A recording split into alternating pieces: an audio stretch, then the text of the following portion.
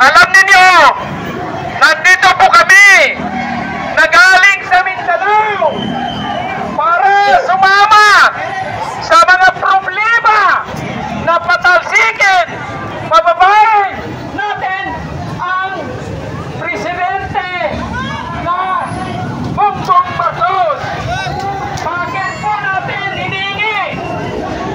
Alam niyo yung pinalabas ni Maharlika na video ng pagsisingot ng okay.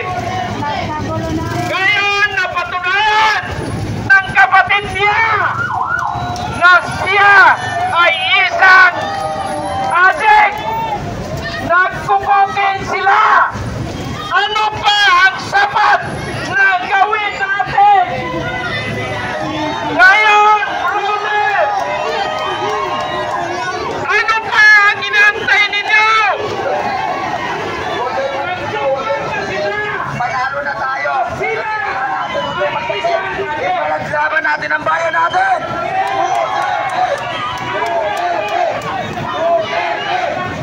Lahat tayo na pumunta dito, bawat isang mahilay. Ipapakita natin ang galit natin sa Marcos na may pony sa puwet. Huwag kayo matakot. Kaya nandito tayo para ipakita natin ang bawat hinahin natin ng mga Pilipino. Huwag kayo matakot. Huwag kayo matakot. Talagang panalo na tayo. Magsalita na si Santik. Magsalita na si Santito. Sige lang ma'am, nandito kami ma'am, kasi meron yung isang grupo, sinisigaw naman sa Duterte daw, ano daw, ipalit na daw sa Duterte. Ma'am, sige lang sa harap.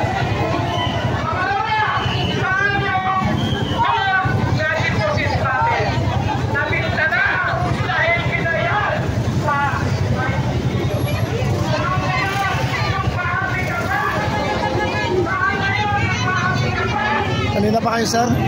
Kanina pa kayo? Kanina pa umaga eh. Saan? Nandun kami sa Insasrain eh.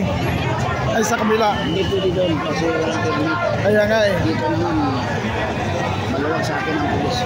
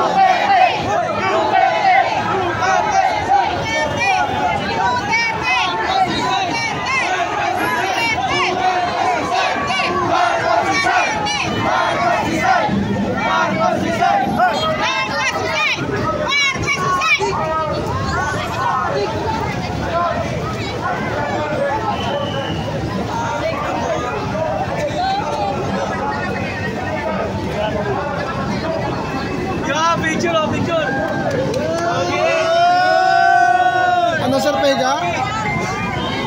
Paiga? Duterte! Duterte! Duterte! Duterte! Duterte! Sinipin mo, sir. Okay na yan? Video, sir, video? Ha? Pahiga ba, pahiga?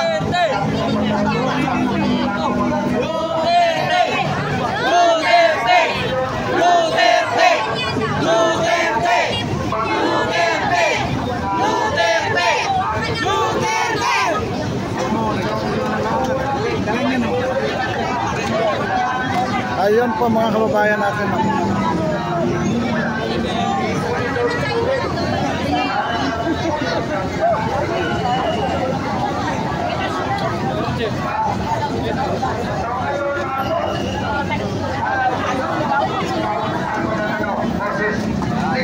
Thank you.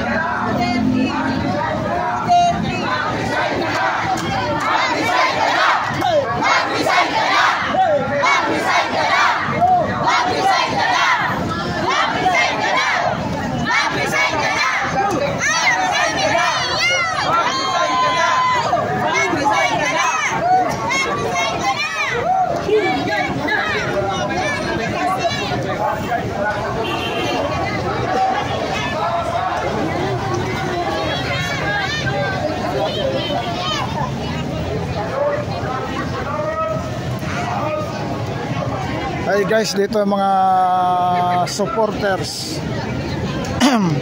ng Marcos Resign Movement. Ayan mga kababayan natin, oh.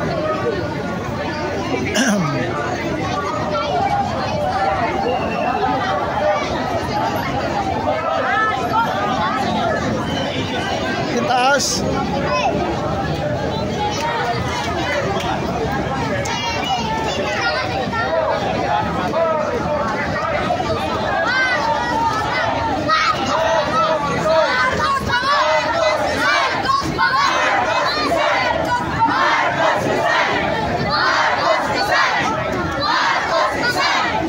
Ayan po mga kababayan ang sigaw na Marcos Resign.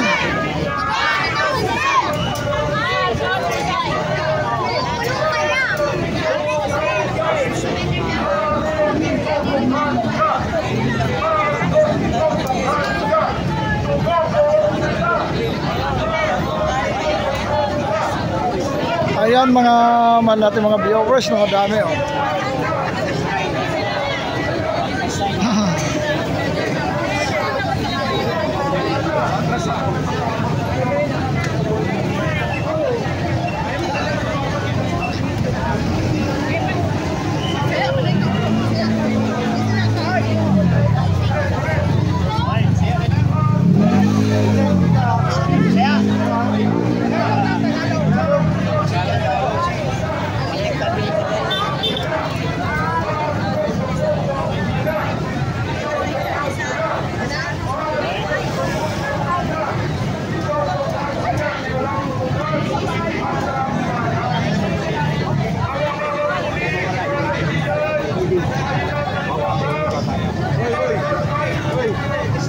Ma'am naman eh.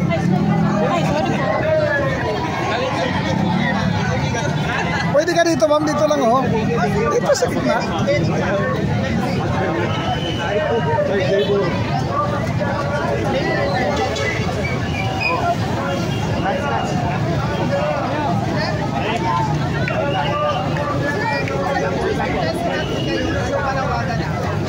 Siyempre, Marcos Resign.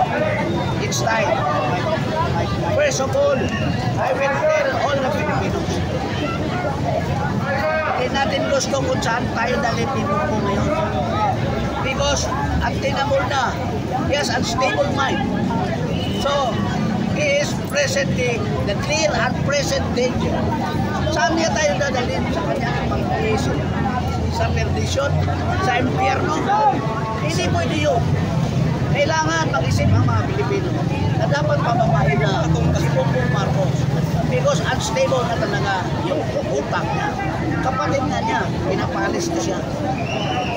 Ang mga Pilipino ba kaya na tayo ang mabibiktima o anong gagawin? Sabi ko nga, noong ilusad ko itong Marcos alis yan, kami si Congressman Jake Palas, ka-Eric Celis, yung mga indictors. Noon pa man, sinabi na namin na wala na patutungan ng bansa nito. Because Bongbong Marcos has unstable mind.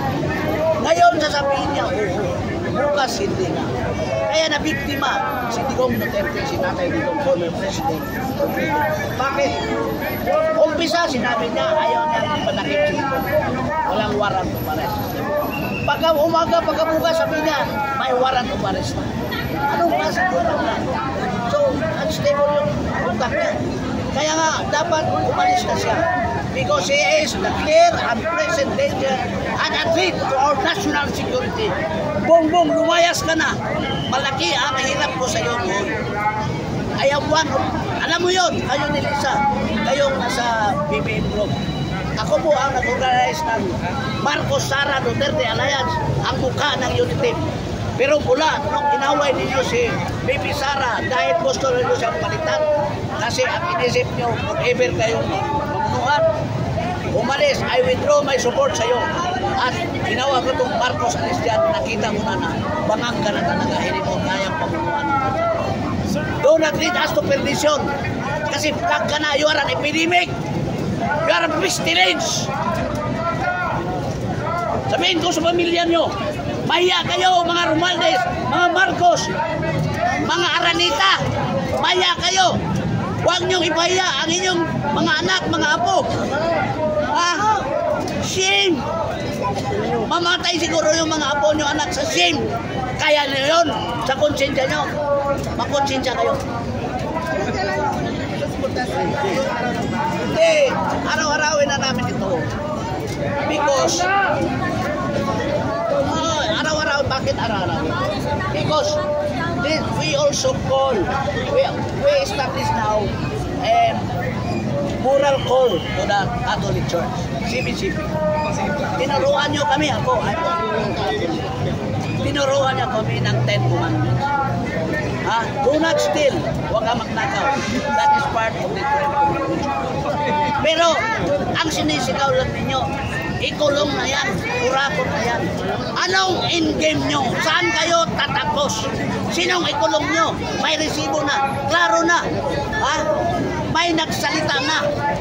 May nagsalita na ang utak sa lahat si Bongbong Marcos. Kaya nga niya, Executive Order number 1, alisin mo yung Anti-Corruption Commission. So magnakaw kayo. Magnakaw kayo. At nagawa nyo ng pagnanakaw na yun for 3 years.